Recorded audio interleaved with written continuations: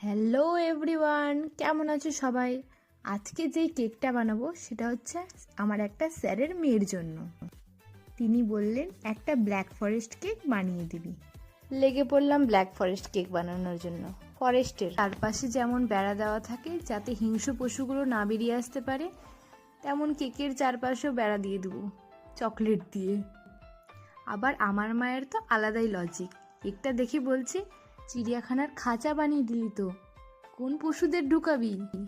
এবার তোমরাই কমেন্ট করে বলো তো, এটা কি সত্যিই চিড়িয়াখানার খাঁচার মতো লাগছে? কথা বলতে বলতে কেকটা প্রায় কমপ্লিট হয়ে গেল। ব্ল্যাক ফরেস্ট কেকে চেরি থাকবে না সেটা কি আর হয়, তাই চেরি বসিয়ে নিলাম। এই হচ্ছে আমার কেকের আজকের ফাইনাল লুক। স্যারের মেয়ের নাম ছিল সাদৃশী, তাই নামটা লিখে নিয়েছি। আজকের কেকটা কেমন হয়েছে জানিও। দেখা হচ্ছে পরের নেক্সট ভিডিওতে। বাই।